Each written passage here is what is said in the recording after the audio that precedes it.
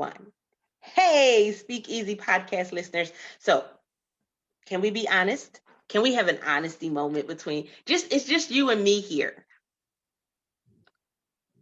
When it came to doing lead generation and talking about lead magnets, I missed that class completely.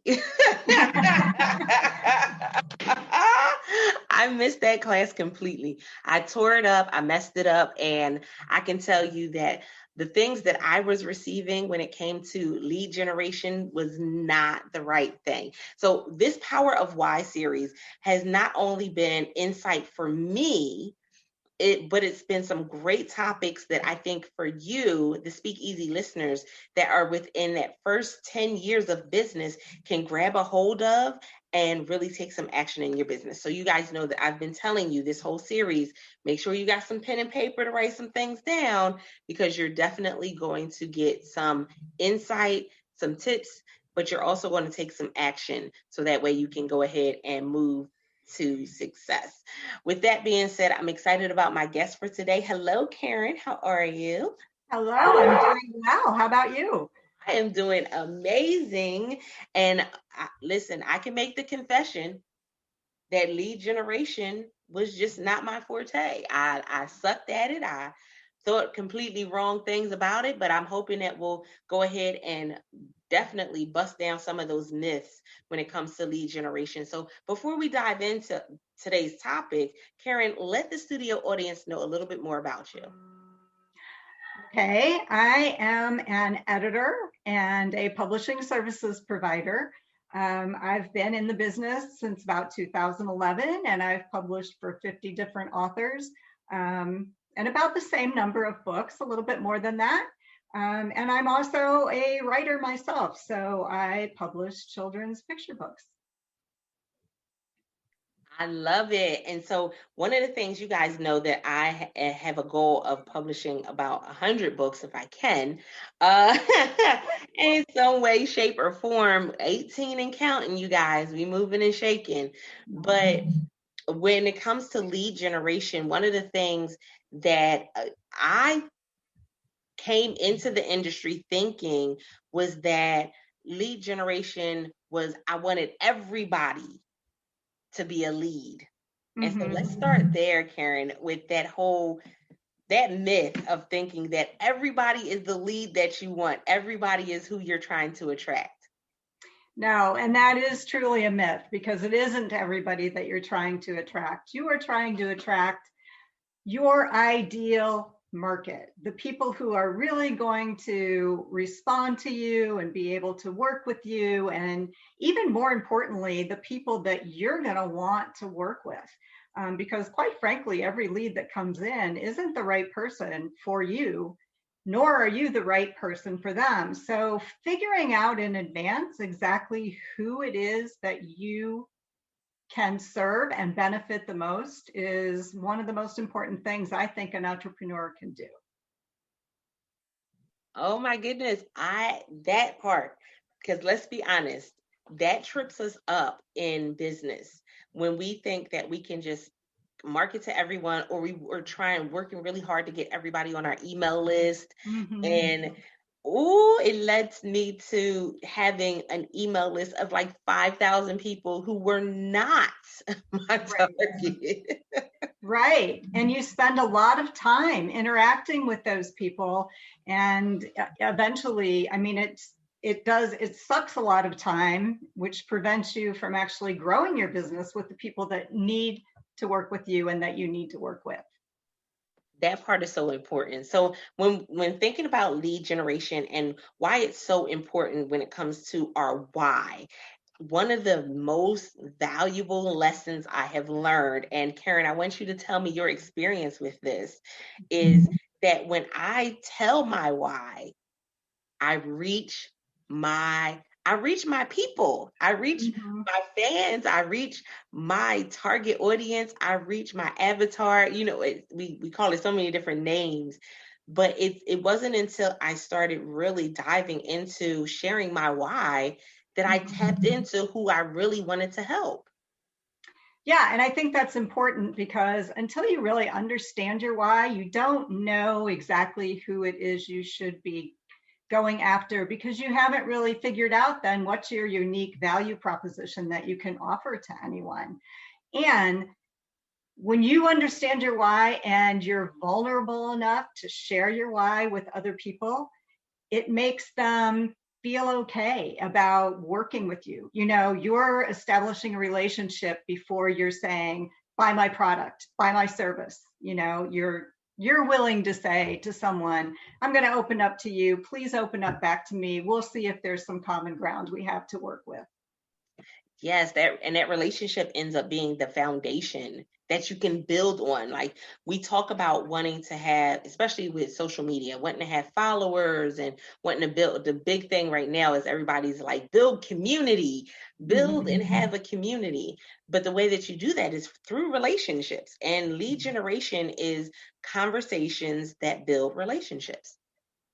Yeah, that's absolutely right. Conversations. And one of the things I like about books in general, in terms of being lead generators, is when you get, if we ever get back to the point where we can go physically to networking events, and you start a conversation, but you're trying to work the room or get around and meet as many people as you can, you have a limited amount of time. But if you have a little book or something other than a business card that you can leave behind, the book carries on that conversation once you've left the room with the person that you were talking with. So it also gives your why and your vulnerability and shows that you're a giver first. You're going to give this person some information they can immediately implement if they need to, but it keeps them in contact with you. And people don't throw books away, which is another really good thing. I think that is one of the things that stood out for me too. In the beginning, before I published my first book, it was something that kind of scared me because I was like, "Oh my goodness, I'm an avid reader. Like I have books everywhere." And I would go to the Goodwill sometimes, or I would see something, somebody had a yard sale, and I said, but what if my books end up at, the thrift store or the Goodwill? And then in my mind, I had to transition it to go, but that meant somebody bought it first. Exactly. And what it also means is somebody else has the opportunity to buy it who maybe couldn't buy it at full price and really needs to know what it is you had to say. I love it. One of the things that really stood out for me, and Caren, I don't know if you've noticed them where you're at, but one of our local parks, it's a huge park. They have skate park there and basketball court and everything. And they have this free library.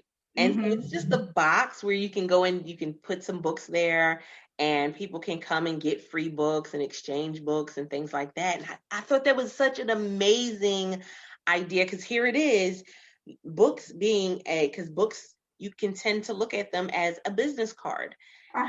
And so Exactly. you can put a couple books in there, a couple copies, or if you have multiple books, like put one of each copy, and you can write a note to whoever's going to read it and look Right. at what you've been able to do. Exactly. Yeah. And those are called Little Free Libraries, and they're a national project.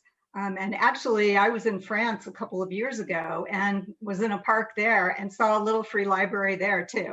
So it's actually an international movement, which makes a lot of sense because books can get expensive. But there's a lot of valuable information out there. So being willing to share, give some, take some, let everybody learn and profit from the knowledge that's out there. I love it. Okay, so let's get into the nitty gritty. When Okay. we talk about the book being a lead magnet, Mm-hmm. what are, and I won't give everything away because they have to come to you to get the real deal information and the help that they need. Mm-hmm. But what would be the top 2 ways that you can use a book as a lead magnet? So the first way is kind of what we've already talked about, is to use it. And when I say use it in a networking environment, when you're talking about books, excuse me, size doesn't matter. So I create these little mini books that are like 3.5 by 5 inches, and they're just around 5,000 words, but they always start by telling somebody's story about whatever it is, the problem or issue that you can uniquely solve for your clients. And like I said, you've got a few seconds to talk to somebody, or maybe a couple of minutes, but you hand them your little book instead of your business card. Fits in their purse, fits in their pocket, they take it home, they carry on the conversation later on. And because you've given them good information that they can implement, they're more willing to give you a call back than if they just have a business card. So that's one way if you're using networking. The other way is if you are someone who wants to build a platform and be a speaker on a national level or even on a local level anymore, even when you're speaking for free, if you don't have that book as your entry point, it's really difficult to get speaking engagements. And if you're speaking engagement, obviously, if you can get in front of people and talk to them, you have a much higher percentage rate of being able to convert them to working with you. So you kind of need that book to be your entree into generating leads from your speaking engagements. So those would be the two ways that I think books really help. Okay, so Caren, you just blew my mind. I don't know, Speakeasy listeners, I know she blew your mind. A 5,000 word book. And it's interesting because guess what? We can do that. We can do a 5,000 word book in probably a day. Absolutely. Absolutely. If you're a decent writer, if you write blogs all the time, you can probably whip it out in a couple of hours. That's immediately where my mind went, because I was like, we can do a 1,500 word blog post. I started doing the calculations in my head, but I never even thought about the mini books. Yeah. Because we think, it immediately we think it has to be a regular size book or has to be something like big for them to be able to really benefit from it. And it doesn't. And it doesn't. Even if you only have a little mini book, you are still in the 10% of people who are willing to sit down and write something out, and you are still an author, and you still get all of the instant credibility and set yourself apart as an expert in your industry. All of those things still come to you, even though you've just got a little book. You're a published author. Makes a big difference. It does.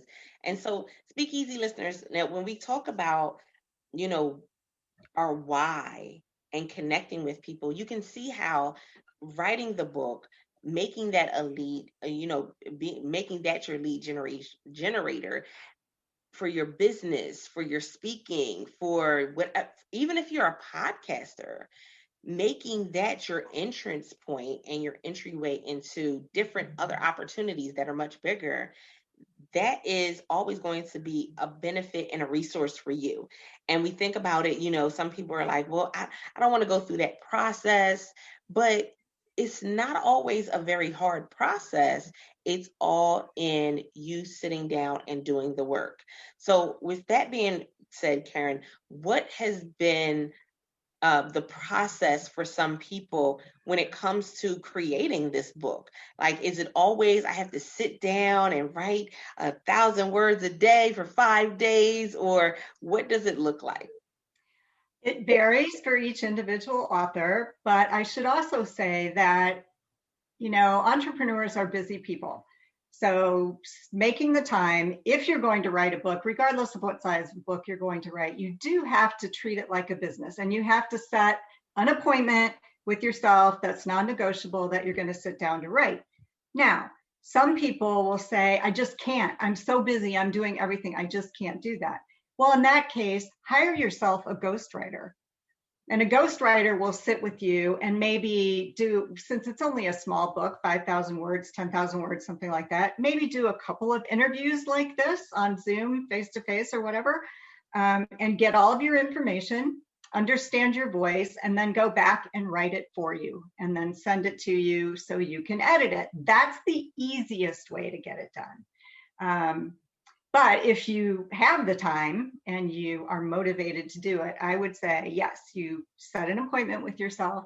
You don't break that appointment unless somebody's, bleeding or there's a real emergency that needs to be taken care of.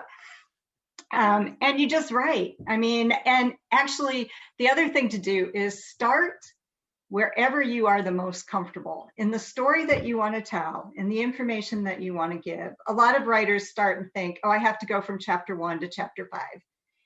And they have a hard time starting in chapter 1 because beginnings and ends of the books are always the hardest pieces to write. But in the middle, you already know that's your sweet spot. You know everything that needs to go in the middle of that book. So start there, especially if you're not a regular writer, because once you get comfortable and the juices start flowing around the things that you know, it's easier to go back and start from the beginning. Gems, amazing gems that Caren is dropping. I hope you guys are taking a hold of this stuff. Now, I always ask anybody who came in for this particular series, how did your why impact your business? I have a why to envision getting everyone's word and knowledge and creativity out into the world. I think we all have stories.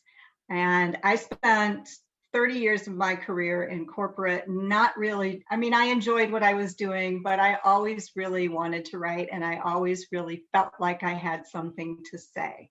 And I finally had the opportunity to do that. And once I started getting my creative juices flowing and getting my message out, it was, I need to help other people do the same thing because everybody's got a story. And it's just getting people past the point of feeling overwhelmed or, oh my gosh, no, I can't write, to let them tell their story, because we all can learn from every single other person on this planet something. We've all had unique experiences. We all have unique knowledge. So yeah, that's my why. I just love sharing other people's visions and knowledge. Amazing. Speakeasy podcast listeners, I hope you tapped in to all of this great information and knowledge during this series. Make sure that you are sharing it out. Make sure that you are joining the conversation, bit.ly/World Voice Community. We want to hear from you about this particular episode or any of them in the series. But before we leave, Caren, let them know how they can reach out to you if they're saying, you know what, I'm ready to share my story. I'm ready to have my voice heard. And also where they can find you at online. Okay, online, my company is 102nd Place, so www.102ndplace.com. Or you can email me direct at caren.cantrell@gmail.com, and I'd be happy to answer any of your questions. If you do go to my website, you can download a little sample of my mini book and how I use it as a networking tool. So I hope to see you soon. I love it. Speakeasy podcast listeners, you know that this is all about you being able to elevate in life and business. And so, you know why? Because we care. And there is no Speakeasy podcast without you. And so with that being said, be sure to let us know how this episode resonated with you. You can also leave us a review on your favorite podcasting platform. So guys, I am your host, Tavis Pelzer, your voice manager. And until next time, don't forget to press it out. Yeah.